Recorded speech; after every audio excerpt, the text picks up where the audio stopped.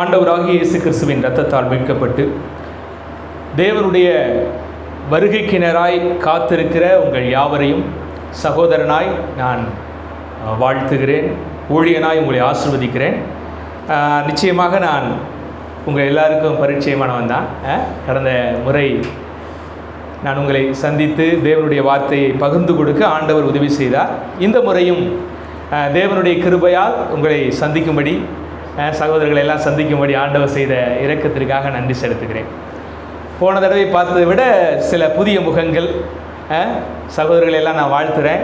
ஆண்டவர் உங்களை ஆசீர்வதிப்பாராக. தொடர்ந்து இந்த ஐக்கியத்திலே நீங்கள் இருந்து தேவனுடைய வார்த்தை என்ன செய்யணும், கற்றுக்கொண்டு ஆவிக்குரிய வாழ்க்கையிலே நல்ல பலனுள்ள பிள்ளைகளாக, கொழுத்த கன்றுகளாய் நீங்கள் என்ன செய்யணும், வளரணும். ஸோ நல்ல திருச்சபை, நல்ல வார்த்தையை சரியாக சத்தியத்தின் அடிப்படையிலே பகிர்ந்தளிக்கிற ஒரு திருச்சபை. கொஞ்சம் ஒரு வேளை வெளியே சில விஷயங்களை பார்த்தவர்களுக்கு கொஞ்சம் போர் அடிக்கிற மாதிரி தெரியலாம். ஆனால் நல்லா கவனிங்க, வெறுமனே சரீரத்தை உற்சாகப்படுத்துகிற ஒரு காரியம் மட்டுமே இருக்கிற எந்த ஒரு ஸ்தலமும் நமக்கு ஆவிக்குரிய வாழ்க்கைக்கு பிரயோஜனத்தை என்ன செய்யாது, தராது.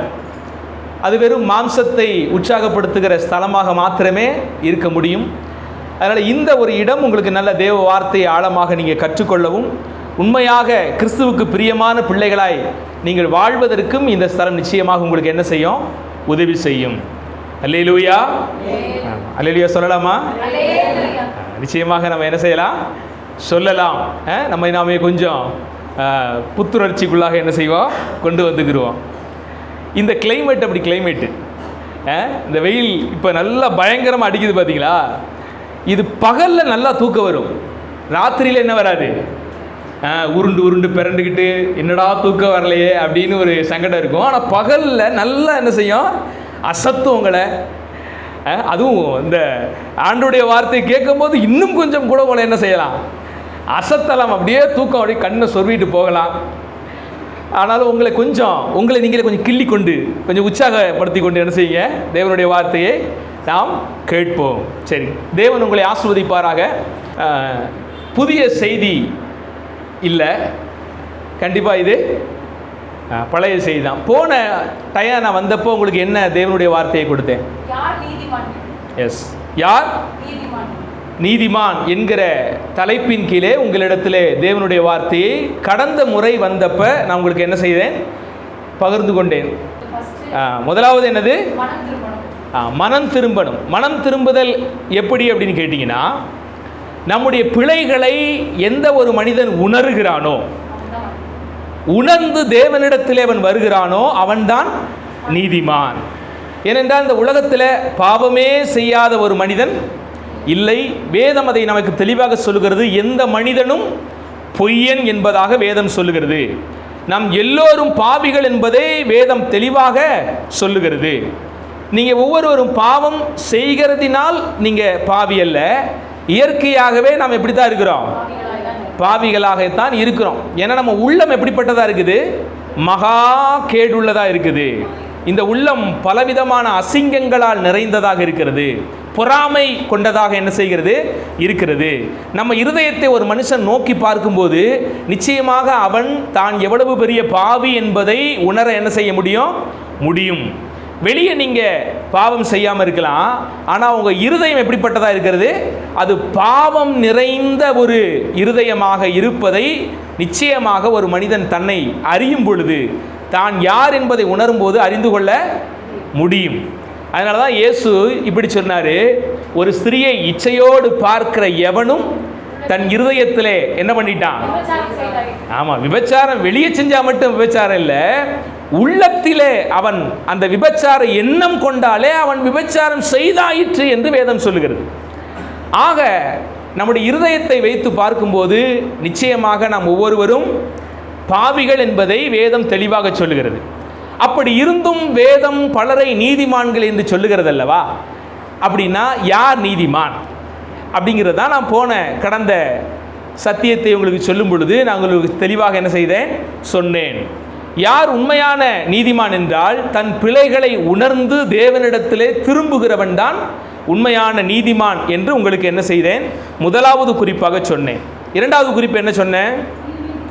தீமைக்கு தீமை செய்யாதபடி, அல்லது கர்த்தருக்கு காத்திருக்கிற ஒரு மனிதன், நான் போய் நீதி செய்வேன், எனக்கு ஒரு அநீதி நடந்துருச்சு, அதனால நான் பழிக்கு பழி வாங்க போகிறேன் என்று போகாமல், அந்த பழிக்கு பழி வாங்குகிற விஷயத்தை தேவனுடைய சமூகத்திலே ஒப்பு கொடுத்து சமாதானமாய் அந்த எதிராளியை மன்னித்து வாழ்கிற மனிதன் தான் உண்மையான நீதிமான் என்பதாக உங்களுக்கு பல உவமைகள் மூலியமாக தாவீது எப்படியாய் தன்னுடைய எதிரியை கூட தேவனுடைய கரத்தில் ஒப்பு கொடுத்தான், கொல்ல ஒரு சந்தர்ப்பம் கிடைத்த பொழுதும் எப்படி தேவ கரத்தில் அதை ஒப்பு கொடுத்தான் என்பதையெல்லாம் பார்த்தோம். இதையெல்லாம் வைத்து பார்க்கும்போது ஒரு நீதிமான் என்பவன் எப்படிப்பட்டவனாக இருக்கிறான், யார் நீதிமான் என்பதை நம்மால் கண்டுகொள்ள முடியும் என்கிற ஒரு பெரிய சத்தியத்தை உங்களுக்கு என்ன செய்தேன்? சொன்னேன். அல்லேலூயா. இப்போ அந்த செய்தியினுடைய தொடர்ச்சியை நாம் இந்த நாளிலே என்ன செய்ய போகிறோம்? பார்க்க போகிறோம். முடிஞ்சால் நிச்சயமாக ஒரே ஒரு குறிப்பு போதுன்னு நினைக்கிறேன். அதுவே நேரம் போகிறதுக்கு நிறைய சான்சஸ் இருக்குது. ஒருவேளை இன்னொரு முறை வரும்போது மீண்டும் தொடரும் என்று போட்டு என்ன செய்வோம்? ஆரம்பிக்கலாம். கர்த்தர் நம்மோடு கூட இருந்து உங்களுக்கு தேவையான இறை வார்த்தையை பேசுவாராக. சரி, ரைட். இப்போ நாம் ஏற்கனவே நீதிமான் யார் என்பதை நாம் பார்த்தோம். உண்மைதான். வேதாகமம் பாவிகளை நீதிமான் என்று எப்போது அழைக்கிறது என்றால், அவன் தன்னுடைய தேவனிடத்திலே திரும்பும்போது, தான் பாவி என்பதை அந்த மனிதன் உணர்ந்து ஆண்டவரிடத்திலே திரும்பும்போது வேதம் அவனை எப்படி சொல்லுது? நீதிமான் என்று வேதம் சொல்லுகிறது. ஆண்டவராக இயேசு கிறிஸ்து எதற்காக இந்த பூமிக்கு வந்தார் என்று வேதம் மிக தெளிவாக பேசுகிறது. எதற்காக இயேசு கிறிஸ்து இந்த பூமிக்கு வந்தார்? பாவிகளை நீதிமான்களாக அழைக்க வந்தார் என்று வேதம் நமக்கு சொல்லுது. எப்பவுமே அந்த டைட்டிலுக்குள்ளே உங்கள் மைண்ட் என்ன செய்யணும்? யோசித்து கொண்டே இருந்தீங்கன்னா நான் பேச வரும்போது நீங்கள் சரியான வார்த்தைகளை என்ன செய்ய முடியும்? சொல்ல முடியும். நம்ம ஒரு வசனத்தை வாசிக்கலாமே. மத்தேயு எழுதின புத்தகம் 9ஆம் அதிகாரம் 12வது வசனத்தையும் 13வது வசனத்தையும் ஒருவர் வாசிக்க கேட்போம். இயேசு அதை கேட்டு, நல்ல கவனிங்க, பிணியாளிகளுக்கு வைத்தியம் வேண்டியதல்ல, வேண்டியதே அல்லாமல் சுகம் உள்ளவர்களுக்கு வைத்தியம் தேவையில்லை. நல்லா கவனிங்க, பலியை அல்ல இரக்கத்தையே விரும்புகிறேன் என்பதின் கருத்து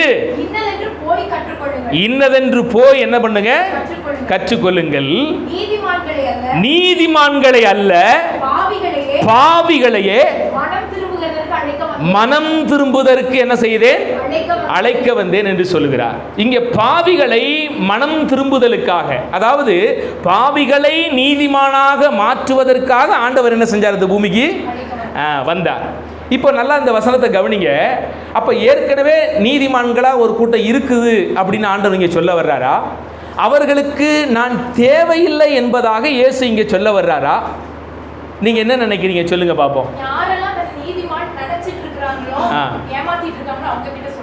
எஸ், பைபிள் வசனத்தை நம்ம இந்த மேலே உள்ள வசனம் எல்லாத்தையும் நம்ம சரியாக வாசிக்கும் போது அந்த வார்த்தை யார்கிட்ட பேசப்படுது, எந்த நோக்கத்தின் அடிப்படையிலே அந்த வார்த்தையை இயேசு பேசுகிறார் என்று பார்க்கும்போது தன்னைத்தானே நீதிமான்னு நினச்சிக்கிட்டு இருப்பாங்க. பார்த்தீங்களா? அவங்க பாவியாக தான் இருப்பாங்க. ஆனால் அவங்களுடைய நினைப்பு எப்படி இருக்கும்? நான் என்ன பாவம் செஞ்சேன்? ஏன்னா எப்போவுமே நீங்கள் பார்த்தீங்கன்னா இந்த பரிசேயன், சதுசேயன், வேதபாரகன் இவர்களெல்லாம் நியாயப்பிரமாணத்தை ரொம்ப கடுமையாக கை கொண்டு வர்றோம். நாங்கள் தான் உலகத்திலேயே ரொம்ப பரிசுத்தவான்கள், உலகத்தில் இருக்கிற எல்லா மனுஷர்களும் ரொம்ப அயோக்கியர்கள், நாங்கள் மட்டும்தான் யார்? கடவுளுக்கு ரொம்ப நெருக்கமானவர்கள். நாங்கள் அப்போ இருந்தே ஆண்டவர் எங்களுக்கு கட்டளையெல்லாம் கொடுத்து எங்களை செவந்த சமுத்திரத்தில் அப்படியே ரெண்டாக பிளந்து கொண்டு வந்து எங்களுக்கு நிறைய அற்புதம் செய்து அப்படியே ஆண்டவரும் நாங்களும் என்ன கூடி அப்படியே குழஞ்சிக்கிட்டு இருக்கிறோம். அப்படிப்பட்ட நாங்களாம் நெருக்கமானவர்கள் என்று யூதர்கள் என்ன செய்வாங்க? அப்படி ஒரு நினப்பு இன்றைக்கும் நம்ம இந்திய தேசத்துலேயும் அப்படிப்பட்ட ஒரு எண்ணம் உள்ளவர்கள் இருக்கத்தான் செய்கிறாங்க. நாங்கள் மட்டும்தான் கடவுளுக்கு ரொம்ப நெருக்கமானவங்க, அந்த கடவுள் இருக்கிற இடத்துக்குள்ள நாங்கள் மட்டும்தான் போவோம், நீங்கள் என்ன செய்யக்கூடாது? வரக்கூடாது, வெளியே நீங்கள் நில்லுங்க, நாங்கள் போய் உள்ளே போய் கடவுள்கிட்ட பேசி எல்லாம் பண்ணி கொண்டு வந்து உங்கள்கிட்ட என்ன செய்வோம், ஆசீர்வாதத்தை மட்டும் தருவோம். மற்றபடி நீங்கள்லாம் எங்கே வரக்கூடாது, அங்கெல்லாம் நீங்கள் வர்றதுக்கு நீங்கள்லாம் ரொம்ப வரக்கூடாது. நீங்கள் பேடான ஆள், நீங்கள் அவர்கிட்ட வர்றதுக்கு எந்த ரீதியும் தகுதி இல்லாத ஆட்க. நாங்கள் மட்டும்தான் என்ன செய்வோம், போவோம். ஐயா அவங்க மட்டும்தான் செய்கிறாங்களா? இன்றைக்கி நிறைய பாஸ்டர்மார்களே அதே வேலையை தான் என்ன பண்ணிட்டு இருக்காங்க. ஆண்டவர்கிட்ட வரவே விட மாட்டாங்க. இவங்க சென்டரில் வந்து உட்காந்துக்கிட்டு மத்தியஸ்தம் பண்ணிக்கிட்டு என்ன செய்வாங்க, எங்களை தாண்டி நீங்கள் ஆண்டவர்கிட்ட போகவே கூடாது, நாங்கள் ஜெபம் பண்ணாதான் உங்களுக்கு என்னது ஆசீர்வாதம். நீங்களாக போய் ஆண்டவர்கிட்ட நேரடியாக ஜெபம் பண்ணாருன்னா உங்கள் ஜெபத்தை என்ன செய்ய மாட்டார், கேட்க மாட்டார். நாங்கள் வந்து உங்கள் தலையில் கையை வச்சு எல்லாம் பண்ணினாதான் அது ஆசீர்வாதம் என்பதாக போதிக்கிற சில கூட்டங்கள்லாம் இருக்கிறாங்க. இவர்களுக்கும் அவர்களுக்கும் எந்தவித வேறுபாடும் இல்லை. யூதர்களும் அதே மனநிலைமையில் தான் இருந்தாங்க. புறஜாதிகளை எல்லாரையும் நாய்க்கு சமமாக யூதர்கள் என்ன செய்வாங்க, பார்ப்பாங்க. அவ்வளவு பெருமை.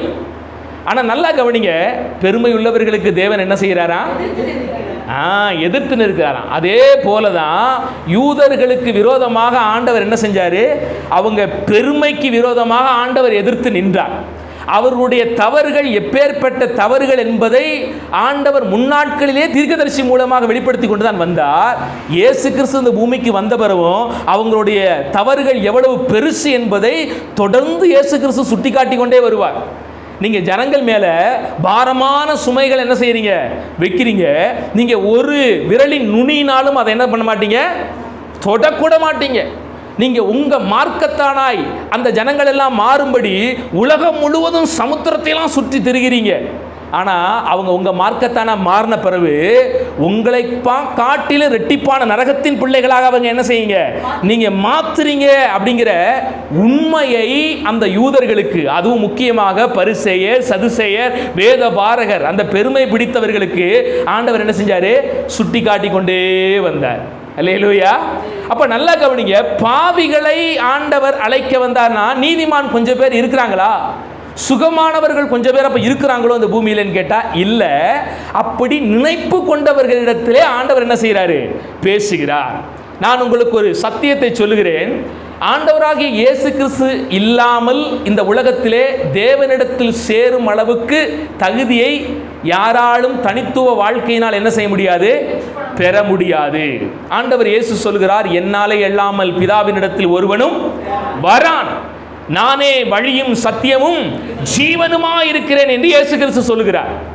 நிறைய பேர் ஒரு கேள்வி எழுப்புவாங்க, அது என்னையா, நாங்கள் எவ்வளவு பரிசுத்தவானா நல்லவனா யோக்கியவானா வாழ்ந்தாலும் இந்த இயேசுவை நான் நம்பலைன்னா நான் பரலோகம் போக முடியாதா, இது என்ன பெரிய அயோக்கியத்தனமாக இருக்கிறது என்று என்ன செய்வாங்க, அறியாமையினாலே அப்படி என்ன செய்வாங்க சொல்லுவாங்க. ஆனால் நம்ம தெளிவாக புரிஞ்சுக்கணும், இந்த உலகத்திலே மனிதர்கள் எவ்வளவு நீதிமானாக இருந்தாலும் நல்லவர்களாக இருந்தாலும் இயேசு கிறிஸ்துவை விசுவாசிக்காமல் அவர்கள் எங்கே போக முடியாது, பரலோகம் போக முடியாது என்பதை வேதாகமம் மிக தெளிவாக சொல்லுகிறது. நீங்கள் எல்லாரும் அதனால தான் பாக்கியம் பெற்றவர்கள், நீங்கள் எல்லாரும் ஆசீர்வதிக்கப்பட்டவர்கள் என்று வேதம் என்ன செய்கிறது, சொல்லுகிறது. ஏன் கேட்டீங்கன்னா, காமனா இந்த உலகத்தில் நீங்கள் பார்க்கும்போது நல்ல மனிதர்கள் இருக்கிறாங்களான்னு கேட்டால் இருக்கிறாங்க. ஏன் அப்படின்னா, தேவனே ஒரு மனிதனை ஆரம்பத்தில் படைக்கும் போது அந்த நல்ல குணாதிசயங்களை அவனுக்குள்ள வைத்து தான் என்ன செய்திருக்கிறாரு, படைச்சு வச்சிருக்கிறார். அதனால அவன் நிச்சயமாக சில மனிதர்கள் அந்த மனசாட்சியின் அடிப்படையிலே நல்லவர்களாக நல்லது செய்து இந்த பூமியில் என்ன செய்ய முடியும், வாழ முடியும். அதனால அவங்க அங்கே போயிட முடியுமா அப்படின்னு கேட்டால் நிச்சயமாக என்ன செய்ய முடியாது. ஏன்னா அவங்க நல்லவராக வாழ்வது அது ஒரு இயல்பு. கடவுள் அதை என்ன செஞ்சிருக்காரு, அவனுக்குள்ள அப்படிதான் அதை இயற்கையாகவே படைச்சு வச்சிருக்காரு. அதை மீறியும் அவனுக்குள்ள சாத்தானும் சுயமும் வேலை செய்து பல தவறுகளை என்ன செய்கிறான், செய்து கொண்டு வருகிறான். அப்போ கர்த்தர் எளிமையாக ஒரு ரூட்டை வச்சிருக்காரு, நீங்களும் நானும் பரலோகம் போகணும் அப்படின்னா அதுதான் ஆண்டவராகிய இயேசு கிறிஸ்துவை விசுவாசிக்கிறது. அவ்வளோதான், ஈஸி தானே. ஐயா, நீ எவ்வளோ பெரிய நல்ல காரியங்களை செஞ்சாலும் ஆண்டவர் நம்மிடத்தில் எதிர்பார்க்கிறது என்னன்னா, ஆண்டவராகிய இயேசு கிறிஸ்துவை விசுவாசித்து நீதிமானாக மாறுவதைத்தான் ஆண்டவர் வச்சிருக்கிறார். அதுதான் நம்ம எபிரேயரின் புத்தகம் 1ஆம் அதிகாரத்தில் வாசிக்கிறோம். இந்த கடைசி நாட்களில் பிதாவாகிய தேவன் குமாரனை கொண்டு திருவுளம் பற்றி இருக்கிறார். முன்னால பங்கு பங்காக வகை வகையாக தீர்க்கதரிசிகள் மூலியமாக திருவுளம் பற்றின தேவன் இப்போது தம்முடைய குமாரன் மூலியமாக என்ன செய்கிறாரு? திருவுளம் பற்றி இருக்கிறார். அப்ப ஆண்டவராகிய இயேசு கிறிஸ்துவை விசுவாசிக்காமல் ஒரு மனிதன் என்ன செய்ய முடியாது? பரலோகம் போக முடியாது என்பதை வேதம் மிக தெளிவாக என்ன செய்கிறது? சொல்லுகிறது. நல்ல கவனிங்க. ஆதியில ஆதாமும் ஏவாளும் விழுந்து போனதனுடைய முக்கிய காரணிகள் என்ன? அவன் நல்லவனாகத்தான் படைச்சார் ஆண்டவர், அப்படிதானே? வேதம் சொல்லுகிறது மனுஷனை ஆண்டவர் எப்படி படைச்சாராம்? சிறந்த மனிதனாக, செம்மையானவனாகத்தான் அவனை ஆண்டவர் படைச்சார். எதனால விழுந்து போனான்னு கேட்டீங்கன்னா, அவிசுவாசத்தினால் அவன் என்ன செஞ்சிட்டான்? விழுந்து போனான். மனித குலம் எதனால் விழுந்து போனது என்றால் அவிசுவாசத்தினால் விழுந்து போனான். அதாவது கடவுளுடைய வார்த்தையை அவன் விசுவாசிக்கிறதுனால் அவன் என்ன செஞ்சிட்டான்? விழுந்து போனான். இப்ப கடவுள் இப்ப என்ன எதிர்பார்க்கிறான் தெரியுமா? அதே மாதிரி நீங்க கடவுளை விசுவாசிங்கன்னா அந்த மீட்பை என்ன செய்ய முடியும்? எவ்வளவு எளிமையா ஆண்டு கொண்டுட்டார் பாருங்களேன். ஒன்றும் இல்லைப்பா, நீ ஆதியில் உன் ஆதி தகப்ப என் வார்த்தைக்கு கீழ்ப்படியாதனால விழுந்து போனா, இப்போ நீ நம்பினேன்னா என்ன பண்ணிடுவ? எழுந்துருவ. நீ மறுபடியும் அந்த பழைய நிலைமைக்கு திருப்பப்படுவ. அவ்வளோதான் ஆண்டவர் வச்சிருக்கிறார். ஒன்றே ஒன்று, விசுவாசம். அதனால தான் வேதம் பல இடங்களில் நமக்கு போதிக்கிறது என்னவென்றால், விசுவாசத்தினால் நீதிமான் பிழைப்பான். இது ஆதியிலேயே ஆண்டவர் நமக்கு போதிச்சிட்டார். யார் மூலியமாக? விசுவாசத்தின் தகப்பனாகிய ஆபிரகாமின் மூலியமாக. ஆபிரகாமை குறித்து ஆண்டவர் என்ன சொல்லுதுன்னா, ஆபிரகாம் தேவனை விசுவாசித்தான், அதை அவனுக்கு ஆண்டவர் நீதியாக எண்ணினார். அவ்வளவுதான். ஆபிரகாம் எப்படி நீதிமானாக மாறுறாருன்னா, ஆண்டவரை அவர் நம்புகிறார், அவர் நீதிமானாக என்ன செஞ்சிட்டாரு? மாறிட்டார். புதிய ஏற்பாட்டிலே நீங்க வரும்போதும் ரோமர் 1:17 எபிரேயர் 10:38 இதெல்லாம் நீங்க வாசிக்கும் போது பாத்தீங்கன்னா, அதே விசுவாசத்தினால் தான் ஒரு மனிதன் என்ன செய்யறான்? நீதிமானாக மாறுகிறான். வேற எதனால இல்லை. ஆண்டவர் கடவுள் இப்போது உங்களிடத்தில் எதிர்பார்க்கிறது என்னன்னா, ஆண்டவராகிய இயேசு கிறிஸ்துவை நீங்கள் விசுவாசிக்கும் போது நீங்கள் நீதிமானாக மாற்றப்படுகிறீர்கள். உங்க வாழ்க்கை மீண்டுமாக அந்த ஏதேன் தோட்ட உறவு புதுப்பிக்கப்பட்ட நிலைமையிலே, தேவனோடு கூட இருக்கிற உறவு புதுப்பிக்கப்பட்ட நிலைமையிலே நீங்கள் என்ன செய்றீங்க? மாறுறீங்க. அவ்வளவுதான். சிம்பிளா ஆண்டவர் குமாரன் மூலியமாக இந்த கடைசி நாட்களிலே விசுவாசத்தை கொண்டு நாம் என்ன செய்கிறோம்? ரட்சிக்கப்படுகிறோம். அங்கே அவிசுவாசப்பட்டு ரட்சிப்பை இழந்தார்கள். இப்போது நாம் விசுவாசித்து ரட்சிக்கப்பட்டு மீண்டும் அந்த உறவை புதுப்பித்துக் கொள்கிறோம். அவ்வளவுதான் ஆண்டவர் வச்சிருக்கார்.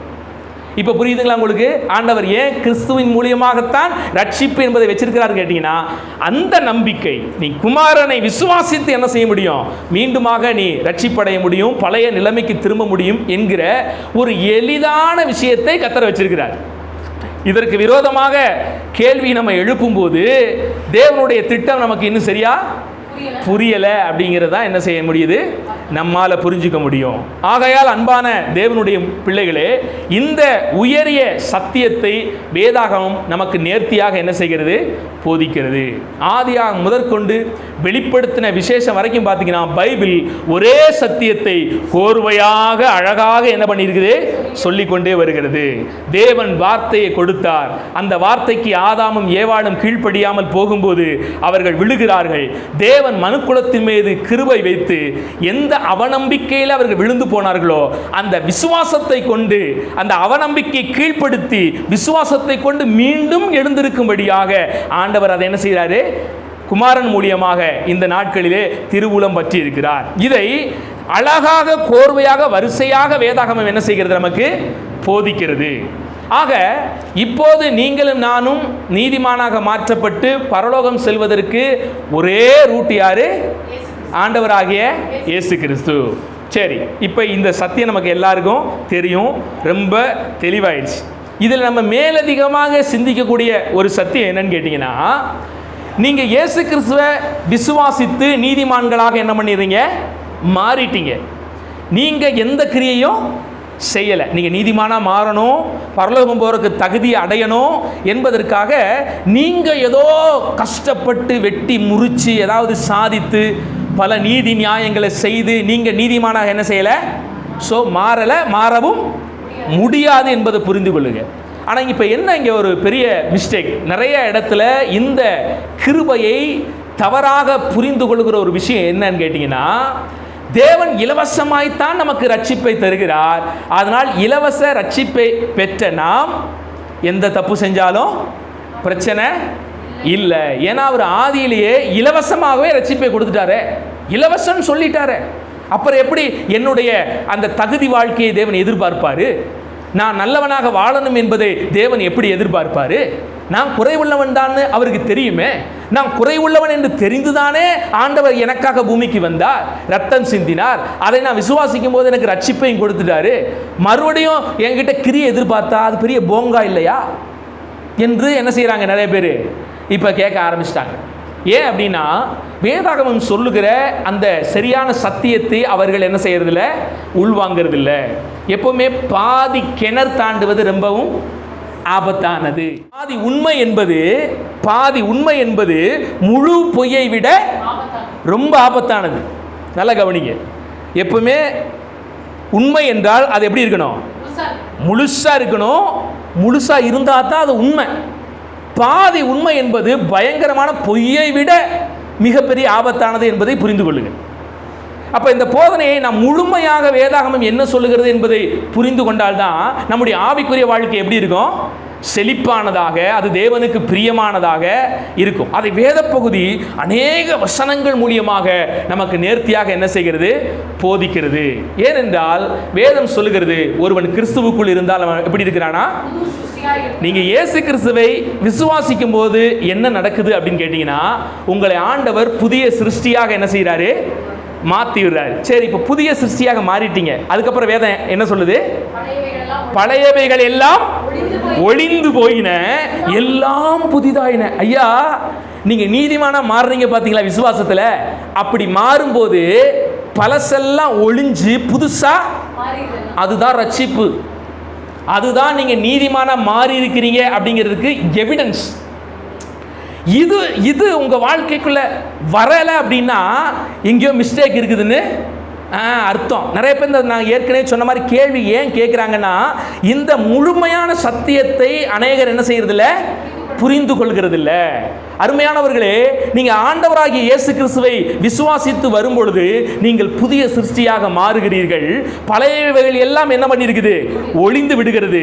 புதிய சிருஷ்டியாக நீங்கள் என்ன செய்றீங்க, மாற்றப்பட்டு புதிய வாழ்க்கையை, அதாவது தேவனுக்கு பிரியமான, தேவனுக்கு உகந்ததான புத்தியுள்ள ஆராதனை செய்து, எனக்கு பிரியமில்லை, இனி என்னை ஒருவர் வாங்கியிருக்கிறார், தன்னுடைய சொந்த இரத்தத்தை சிந்தி, வெள்ளியினாலும் பொன்னினாலும் நீங்கள் மீட்கப்படாமல் ஆட்டுக்குட்டியானுடைய விலையேற பெற்ற ரத்தத்தினால் நீங்க மீட்கப்பட்டீங்க அல்லவா? உங்களை ஆண்டவர் ரத்தம் கொடுத்து உங்களை சொந்தமா என்ன செஞ்சிட்டாரு, வாங்கிருக்காரு. இனி வாங்கின அந்த ஆண்டவருக்கு நீங்க என்ன செய்யணும், உங்களை ஒப்பு கொடுத்து. இனி உங்க வாழ்க்கை இல்லை, நீங்க விரும்பின வாழ்க்கை இல்லை, அவர் விரும்புகிற வாழ்க்கையின் அடிப்படையிலே வாழ அழைக்கப்பட்டவர்கள் என்பது வேதம் ரொம்ப தெளிவாக சொல்லுது. அப்ப நல்லா கவனிங்க, ஆண்டவர் உங்களை இலவசமா நீதிமானா மாத்துறார் தான், ரட்சிப்பை தர்றார் தான். ஆனா நீங்க கிறிஸ்துவுக்குள் என்ன நிலையில் இருக்கிறீர்கள், ஆண்டவர் என்ன நிலைக்குள்ள உங்களை கொண்டு வந்துட்டார் என்கிற சத்தியத்தை நீங்க என்ன செய்யணும். இதை நீங்க உணராம இருக்கிறனால தான் நிறைய இடங்கள்ல என்ன வருது, பெரிய பெரிய பிரச்சனைகள் வருது. ஆவிக்குரிய வாழ்க்கையிலே தவறான எண்ணங்களுக்குள்ள உட்பட்டு பாவத்திலே உழன்று கிடக்கிற, அல்லது இந்த கிருபையை பாவம் செய்வதற்கான லைசன்ஸை போல பயன்படுத்துகிற சில இருப்பதற்கான காரணம் இதுதான் என்பதை புரிந்து கொள்ளுங்கள். வேதம் நமக்கு மிக தெளிவாக சொல்கிறது, உங்களை ஆண்டவர் அசுத்தத்திற்கு அல்ல, எதுக்காண்டி அழைக்கப்பட்டிருக்கிறீங்க. இந்த அழைப்புன்னு சொல்லுவோம்ல, அழைப்பிலே நாம் நிக்கணும் பிரதர், அழைச்ச அளப்புல நிக்கணும் பிரதர் சொல்றோம்ல. உங்களை என்னை ஆண்டவர் எதுக்காக அழைச்சிருக்கிறாரா, பரிசுத்தத்திற்கே அழைத்திருக்கிறார். உங்களை அழைத்தவர் பரிசுத்தம் உள்ளவர். ஆகையால் உங்கள் நடக்கைகள் எல்லாவற்றிலும் நீங்கள் எப்படி இருங்களா. எவ்வளவு பெரிய வசனம் பார்த்தீங்களா. நம்ம அழைச்சவர் பரிசுத்தம் உள்ளவரா, அதனால நம்ம நடக்கைகள் எல்லாவற்றிலும் பரிசுத்தம் உள்ளவர்களாகத்தான் என்ன செய்யணுமா. எவ்வளவு பெரிய சத்தியம் வேதம் சொல்லியிருக்குது பாருங்களேன். ஸோ இந்த பெரிய சத்தியங்களை இன்னைக்கு உணராதபடி இருக்கிறனால தான் தவறான எண்ணங்களுக்குள்ளே இன்னைக்கு ஜனங்கள் என்ன செய்கிறாங்க, போறார்கள். ஆக முழுமையான சத்தியத்தை புரிந்து கொள்ளுங்கள். நீங்கள் இயேசு கிறிஸ்துவை விசுவாசித்து உள்ள வரும்போது நீங்கள் புது சிருஷ்டியாய் புதிய வாழ்க்கையை வாழும்படி அழைக்கப்பட்டிருக்கிறீங்க. நீங்கள் நீதிமானாக மாற்றப்பட்டுறீங்க. முந்தினவைகள் எல்லாம் அழிந்து போய் இப்போ நீங்கள் புது படைப்பாக இருக்கிறீங்க. அல்லேலூயா. எப்படின்னு கேட்டிங்கன்னா, இப்போ ஒரு குழந்தை புதுசாக பிறந்தா எப்படி இருக்கும்? நீங்கள் ஒரு 50 வயசு ஆகிருங்க, அயோக்கியத்தனமெல்லாம் பண்ணி எல்லா வேலையும் பண்ணுறீங்க. ஆனால் ஆண்டவர் தம்முடைய கிருபையினால் என்ன செய்கிறாருன்னா, திடீர்னு உங்களை ஒரு குழந்தையை போல் என்ன செய்கிறாரு, மாற்றுறாரு. அந்த மாதிரி இந்த புது சிருஷ்டி ஆண்டவர் நம்மை நீதிமானாக மாற்றும் போது இது போன்ற ஒரு விஷயம் நடக்குது. நான் நிறைய இடங்கள் அப்படி பார்த்துருக்கேங்க. ரட்சிக்கப்பட்ட உடனே சிலர்லாம் பார்த்தீங்கன்னா அப்படியே குழந்தை மாதிரி மாறிடுவாங்க. மூர்க்க வெறி கொண்டவங்க, கொலை செய்கிறவங்க, திருடுறவங்க குழந்தை மாதிரி மாறி போயிடுவாங்க. எத்தனையோ திருடர்கள் வாழ்க்கை முழுவதும் அந்த திருடுகிற விஷயங்கள் பார்த்தா ரத்தத்திலே ஊறி இருக்கும். திடீர்னு சுவிசேஷத்தை ஏற்றுக்கொண்டு அவர்கள் ஆண்டவருக்குள்ள வந்துடுவாங்க. அவங்க சொல்லும்போது அவங்க சாட்சியை கேட்டிங்கன்னா, பிரதர் எனக்கு அந்த எண்ணமே வர்றதில்லை பிரதர் அப்படிங்கிற அளவுக்கு அவங்ககிட்ட பேசும்போது ஒரு பச்சை குழந்தையை போல் அவர்கள் என்ன செய்வாங்க. இந்த சவுலை பார்த்தீங்களா, சவுளுடைய முந்தின வாழ்க்கையை நம்ம பார்க்கும்போது அப்படியே குதிரையில், போர் குதிரையில் வாளை எடுத்துக்கிட்டு எல்லாத்தையும் வெட்டி வீசி கொலை செய்கிறவனா மாறுவான். ஆண்டவர் இயேசு கிறிஸ்து விசுவாசிச்சு அதுக்கப்புறம் அவன் வாழ்க்கையை பாருங்களேன், எங்கே பார்த்தாலும் அடி வாங்கிட்டு வருவார். அதுக்கு முன்னால் எங்கே போனால் அடி கொடுத்துட்டு கொள்கிற ஒரு மனுஷன் அதுக்கப்புறம் பார்த்தீங்கன்னா அடி வாங்குறவராக என்ன செய்வார், ஒரு குழந்தையை போல மாற்றப்பட்டு விடுவார். ஸோ ரட்சிப்புங்கிறது அதுதான். உங்களை டோட்டலாக வேறு ஒரு மனுஷனாக புதிய ஒரு படைப்பாக அதை என்ன செஞ்சிடும், மாற்றிடும். என் வாழ்க்கையில் இது நடந்துச்சு. நான் சின்ன வயசுலேருந்தே ரொம்ப கோபம். அது பயங்கரமாக எங்கள் அம்மா என்னைய நல்ல ஒரு சத்தியத்தை, அதாவது எங்கள் அம்மா ரட்சிக்கப்படாதவங்களாக இருந்ததும் நல்ல ஒரு பிள்ளையை ஒழுக்கப்படுத்துகிற ஒரு நல்ல தாய் தகப்பனுக்கு பிறந்தேன். சின்ன வயசுலேயே எங்கள் அம்மா அவ்வளவு கடுமையாக எங்களை கண்டித்து வளர்ப்பாங்க. உதாரணத்துக்கு சொல்கிறேனே, என் தங்கச்சி ஏதாவது திட்டேன்னு வச்சுங்களேன், அடி விழும் பாருங்க. எனக்குன்னே செதுக்கி ஒரு கம்பு வச்சுருப்பாங்க எங்கள் அம்மா. உங்கள் பிள்ளைகளுக்கெல்லாம் சொத்து சுகமெல்லாம் உங்கள் அப்பா அம்மா சேர்த்து வச்சுருப்பாங்க. எங்கள் அப்பா அம்மாவும் ஆமாம் பெருசாக அவங்களால முடிஞ்சதை ஏதோ செஞ்சுருக்கிறாங்க, அவ்வளோதான். ஆனால் எங்களுக்காக பார்த்தீங்கன்னா ஒரு பெரிய துடுப்பு கட்டை, ஒரு கம்பு இருக்கும். அடினா அடி. என் முகத்தில் நிறைய தழும்பு இருக்குல்ல, பெருசாக வீர தழும்புலாம் நினச்சிடாதீங்க. சேட்டை பண்ணி எங்கள் அம்மாட்ட அடி வாங்குற தழும்பு கொஞ்சம் இருக்குதுல்ல. அடிக்கிற அடியில் பெல்ட்டை எடுத்து வெளுத்தாங்கன்னா அதெல்லாம் அடித்து ரத்தம் ஊற்றி இருக்குது. அந்த அளவுக்கு அடி வாங்கியிருக்கிறேன். என்னுடைய தங்கச்சியை நாயின்னு திட்டா போதும் அடி வெளுத்துருவாங்க எங்கள் அம்மா. அந்த அளவுக்கு சின்ன கெட்ட வார்த்தை பேசக்கூட எங்கள் வீட்டில் அனுமதி கிடையாது. நாங்கள் வாழ்ந்த பகுதி இஸ்லாமியர்கள் வாழ்ந்த ஒரு பகுதி. அவங்கெல்லாம் பார்த்தீங்கன்னா தடிக்கி விழுந்தா கெட்ட வார்த்தை. எப்போ பார்த்தாலும் சரளமாக பிள்ளை அப்பாவை திட்டுவான், அப்பா பிள்ளாவை திட்டுவான். அந்த வார்த்தையெல்லாம் காது கூசும். அந்த மாதிரியான வார்த்தைகளை சொல்லி திட்டக்கூடிய ஒரு இடத்துல நான் இங்கே வாழ்ந்துக்கிட்டு இருக்கிறோம். ஆனால் எங்கள் லைஃப்பில் பார்த்தீங்கன்னா ஒரு கெட்ட வார்த்தை கூட எங்கள் அப்பா அம்மா பேச எங்களை அனுமதிக்கலை. வெளுத்துருவாங்க. அப்படி வளர்த்தாங்க. என்னதான் வளர்த்தாலும் நாம் சும்மா இருப்போமா? அப்பா அம்மாவுக்கு டிம்மிக்கி கொடுத்துட்டு நம்ம பண்ணாத வேலையா? அந்த மாதிரி நிறைய வேலைகளை நான் பார்த்தேன். நிறைய சேட்டைகள் பண்ணுவேன். ஊரெல்லாம் வம்பெடுத்துட்டு வருவேன். ஒன்று நான் அடுத்தவன் மண்டையை உடைப்பேன், இல்லைன்னா என் மண்டையை வேணா உடைப்பான். இப்படி தான் என் வாழ்க்கை இருந்துச்சு. திண்டுக்கல்லில் மல்லிகை கடைக்கு போயிருக்கிறேன். அங்கே மூட்டை தூக்குறது ஒரு பிரச்சனைங்க. நான் தான் மூட்டை தூக்கிட்டு இருக்கிறேன். புதுசாக ஒரு பையன் வர்றான், அவன் மூட்டை தூக்குறான். எனக்கு முன்னால் ஓடி போய் மூட்டையை தூக்கிட்டு வர்றான். எனக்கு அது ஒரு பெரிய கௌரவ குறைச்சல் ஆயிடுச்சு. என்னடா அப்படி பண்ணிட்டானு. மூட்டை தூக்க உள்ளே போகிறான். நானும் உள்ளே போய் சட்டை சாத்திட்டு அடின்னு அவனை அடித்து மண்டையை பொலந்தவனை பெரிய விஷயம் பண்ணி விட்டேனா. ஏன்னா அந்தளவுக்கு கோபம். அவ்வளவு மூர்க்க வெறியானவன். அதே மாதத்தில் எனக்கு இந்த பைபிள் வேதாகமம் கிடைக்கிறது. அம்பிளிகை ஹாஸ்பிட்டலில் மருந்து வாங்கும்படி, என்னுடைய நோய்க்காக மருந்து வாங்கும்படி போகிறேன். எல்லோரும் க்யூவில் நின்று எல்லோரும் மருந்து வாங்கிட்டு போகிறாங்க. என்ன மாத்திரம் அந்த சகோதரி பிரத்யேகமாக பார்த்து உங்களுக்கு வாசிக்க தெரியுமான்னு கேட்குறாங்க. தெரியும் நான் சொன்னோன்னே ஒரு புதிய ஏற்பாட்டு பைபிள் எடுத்து என் கையில் கொடுக்குறாங்க. அந்த புதிய ஏற்பாட்டு வேதத்தை நான் வீட்டில் கொண்டு வந்து வச்சதாங்க. அதை நான் வாசிக்க ஆரம்பித்தேன். வாசிக்க வாசிக்க வாசிக்க வாசிக்க என்னமோ என் இருதயத்தை அது கவர்ந்து பிழிஞ்சு எடுத்துருச்சு. அவ்வளவு நாள் ரொம்ப மூர்க்கமாக இருந்தேன்னா என்ன அறியாமையே நான் அமைதியாக மாறுகிறேன். என் குணமே அது கிடையாது.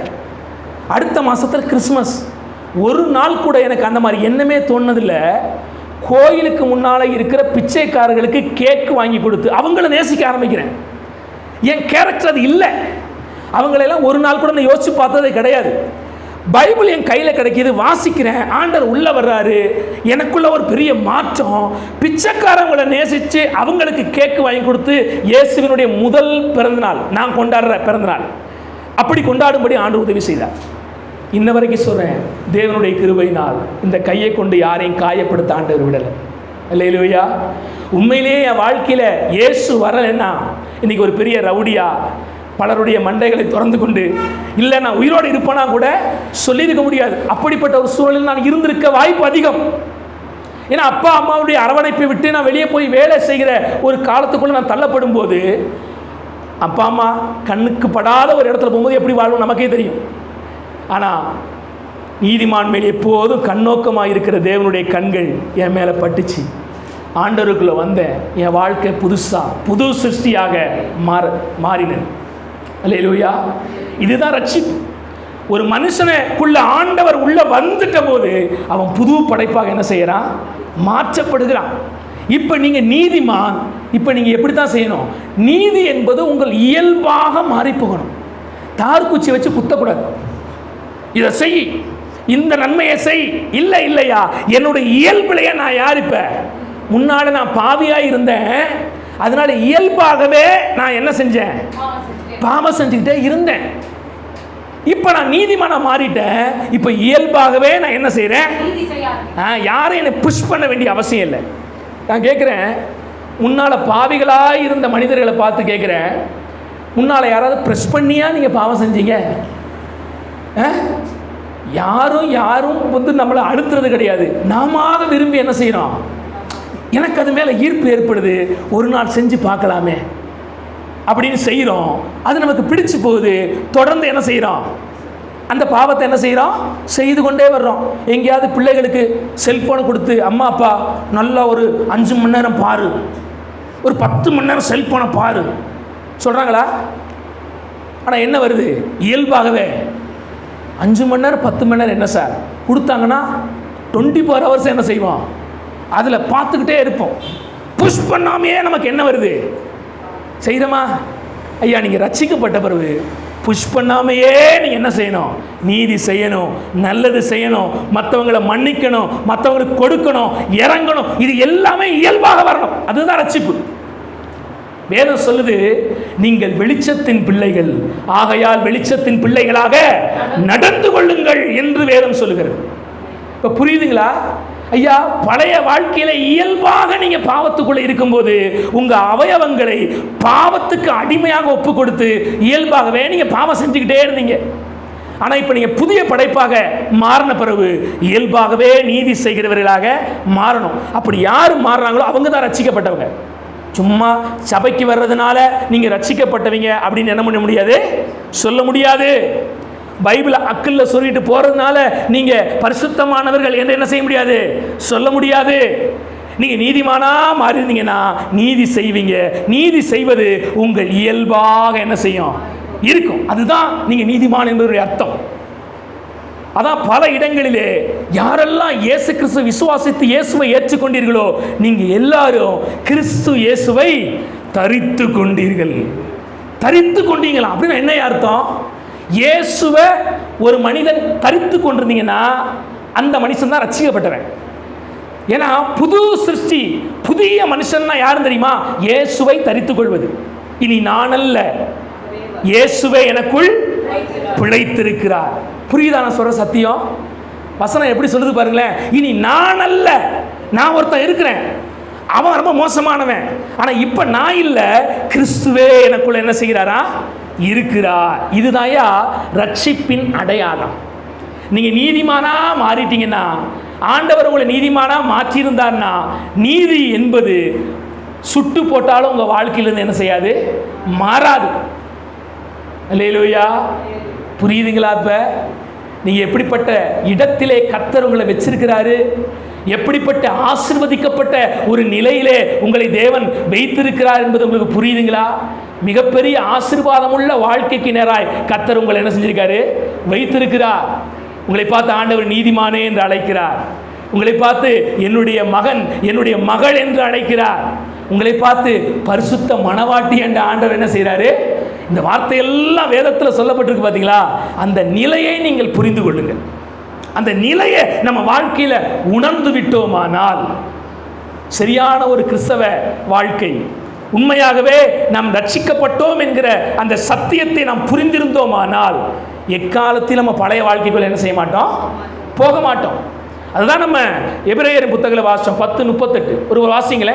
10:38 எபிரேயர் 10:38. நல்ல கவனிங்க. விசுவாசத்தினாலே நீதிமான் பிழைப்பான், பின்வாங்கி போவானானால் அவன் மேல் என்ன ஆத்துமா? ஆண்டவரை நீங்க விசுவாசி உள்ள வந்துட்டீங்கன்னா உங்க இருப்பு என்னங்கிறத புரிஞ்சுக்கங்க. நீங்கள் பரிசுத்தமாக்கப்பட்டவர்கள், நீங்கள் வெளிச்சமாக்கப்பட்டவர்கள், நீங்கள் பிரகாசமாக்கப்பட்டவர்கள், நீங்கள் நீதிமானாக்கப்பட்டவர்கள். அந்த நிலையில் நீங்கள் இருக்கணும். பின்வாங்கி மறுபடியும் உலகத்தை பார்த்தோம்னா ஆண்டவர் உங்கள் மேலே என்ன செய்ய மாட்டாரா? பிரியமாக இருக்க மாட்டாராம். ஐயா, ரட்சிக்கப்பட்டவன் விழுந்து போக முடியுமா? ரட்சிக்கப்பட்டவன் விழுந்து போக முடியாது என்று நம்ம சொல்லலாம். ஆனால் விழுந்து போகிறவன் ரட்சிக்கப்படவே இல்லை என்பதை முதலாவது நம்ம என்ன செய்யணும்? நீதிமான் எப்படிங்க பாவம் செய்வான்? ஒருவனை நாம் நீதிமான் என்று சொல்வோமானால் அவன் பாவத்தில் நினைச்சிருப்பானா? கண்டிப்பாக நினைச்சிருக்க மாட்டான். யார் நீதிமானாக மாற்றம் அடையாமல் இருக்கிறானோ அவன் பாவத்தில் நிலைத்திருப்பான். அப்ப நல்லா கவனி, எவன் ரட்சிக்கப்பட்டவன் என்பதை நாம் அறிந்து கொள்ள முடியுமானால், எந்த ஒரு மனிதன் பாவத்திலே நிலைத்திராதவனாய் இருக்கிறானோ அவன் ரட்சிக்கப்பட்டவன் என்று நம்ம என்ன பண்ண முடியும்? சொல்ல முடியும். அவன் தான் ரட்சிக்கப்பட்டவன். கழுவப்பட்ட பன்றி மீண்டுமாக என்ன செய்யுமா? சேற்றுக்கு திரும்புமா போல் அப்படின்னு வாசிக்கும் போது, அப்போ உண்மையிலேயே ரட்சிக்கப்பட்டவன் எங்க போக மாட்டான்? அந்த நிலைமைக்கு போக மாட்டான். அப்போ புரிஞ்சுக்கங்க, நாம் யார் என்பதை முதலாவது நாம் உணர்ந்து விட்டோமானால் நம்முடைய ஆசீர்வாதத்தை யாராலும் என்ன செய்ய முடியாது? பறித்து கொள்ள முடியாது என்பதை புரிந்து கொள்ளுங்கள். சரி, இன்னைக்கு நம்ம பார்க்கிற ஒரே ஒரு குறிப்பு, அந்த குறிப்பு இப்போ தான் வர்றேன். அந்த ஒரு குறிப்பு என்ன செஞ்சிருவோம்? பார்த்துருவோம். இப்போ நம்ம எல்லாரும் தேவனால் நீதிமானாக்கப்பட்டவர்கள். இப்போ நீதிமானாக்கப்பட்ட நாம் எப்படிப்பட்டவங்களாக இருக்கணும்? நீதி உள்ளவர்களாக இருக்கணும். சரி, நீங்கள் நீதிமானாக இருந்து நீதியிலே நிலைச்சிருந்தீங்கன்னா உங்களுக்குள்ள ஒரு குணம் இயல்பாகவே இருக்கும். அந்த குணம் என்னன்னு வாசிப்போமே. நீதிமொழிகளின் புத்தகம் 24ஆம் அதிகாரம் 16வது வசனத்தை ஒரு வாசிக்கலாம். நீதிமொழிகள் 24:16. நல்ல கவனிங்க, எல்லாருக்கும் பரிச்சயமான ஒரு வசனம் தான். நீதிமான் 7 தரம் விழுந்தாலும் திரும்பவும் அவன் என்ன செய்வான்? அடுத்து கீழே உள்ள வசனத்தை வாசிருவான். துன்மார்க்கரோ தீங்கிலே இடருண்டு கிடப்பார்கள். நல்ல கவனிங்க, ஏற்கனவே நான் சொன்னேன், ஒருவன் நீதிமானாய் இருந்தால் அவனுக்குள்ள என்ன வரும்? இயல்பாகவே நீதி வரும், நற்கிரியைகள் வரும், தேவனுடைய சுவாபம் இயல்பாகவே அவனுக்குள்ள என்ன செய்யப்படும்? வெளிப்படும். ஒருவன் சரியாக உண்மையிலேயே ரட்சிக்கப்படாதவனாக இருந்தால் இயல்பாகவே அவன் பாவத்திலே தான் கிடப்பான். அவன் நீதிக்கு பிழைக்கவே மாட்டான். நீதி செய்கிறது சுட்டு போட்டாலும் அவனுக்குள்ள என்ன செய்யாது? வராது. அவன் எப்படா எந்த ரூட்லடா பாவம் செய்யலாம்? ஏதாவது ஒரு வசனம் நம்ம பாவம் செய்வதற்கு ஏதாவது உதவி செஞ்சிடாதா? இந்த வசனத்தை காரணம் காட்டி நம்ம தப்பு செஞ்சிட மாட்டோமா அப்படின்னே இருப்பான். இருக்கிறாங்களா அன்றைக்கி நிறைய பேர்? இயேசுநாதர் கானாவூர் கல்யாண வீட்டில் தண்ணீரை என்ன பண்ணினாரு? அப்போ நம்ம என்ன செய்யலாம்? குடிக்கலாம். இயேசுநாதரே தண்ணீரை ஒயினா மாற்றினாரு, நம்ம தாராளமாக குடிக்கலாம் சார். எப்படி? குடிக்கிறதுக்கு அவனுக்கு என்ன தேவை? ஏதாவது ஒரு காரணம் தேவை. இயேசுநாதருடைய சொன்ன அந்த வார்த்தையே அவர் செஞ்ச மிராக்களே ஒரு காரணமாக எடுத்து செய்கிறான். இப்போ புரியுதுங்களா? இந்த மாதிரி எண்ணமுடைய மனிதர்கள் உண்மையிலேயே தேவனால் மீட்கப்பட்டவர்களாக என்ன செய்ய முடியாது? இருக்க முடியாது என்பதை புரிந்து கொள்ளும். ஏதாவது ஒரு கேப் கிடைக்காதா? தப்பு செஞ்சிட மாட்டோமா? இப்படின்னே போகிறது. ஆனால் உண்மையான தேவனுடைய பிள்ளைகள் தவறு செய்வதற்கு ஏதாவது வாய்ப்பு கிடைக்குமா அப்படின்னு என்ன செய்ய மாட்டாங்க? இயல்பாகவே அவங்க நீதியின் சிந்தனை இருக்கும். பரிசுத்தமான எண்ணங்கள் இயல்பாகவே அவங்களுக்கு என்ன செய்யும், சில நேரங்களில் ஏதோ ஒரு தவறில் ஏதோ ஒரு தடுமாற்றத்தில் விழுந்துட்டா கூட எப்படியாவது வெளியே வந்துடணும்னு நினைப்பாங்க. ஏதாவது ஒரு பாவத்தில் சிக்கிட்டா கூட அதை அசிங்கமாக பார்த்து அதை அருவறுத்து அவ என்ன செய்வாங்க, மீண்டும் வெளியே வரதான் பார்ப்பாங்க. நான் தேவனுடைய பிள்ளைகள் விழவே மாட்டாங்கன்னு சொல்ல வரல. சில நேரங்களில் அவர்கள் விழ முடியும். ஆனால் அந்த விழுகையில் அவங்க சந்தோஷப்பட்டு நிலைச்சிருக்கவே மாட்டாங்க, எழுந்து வந்துடுவாங்க. ஸோ இங்கே கவனிங்க, நீதிமான் 7 தரம் விழுந்தாலும் இந்த வசனம் என்ன சொல்லுது?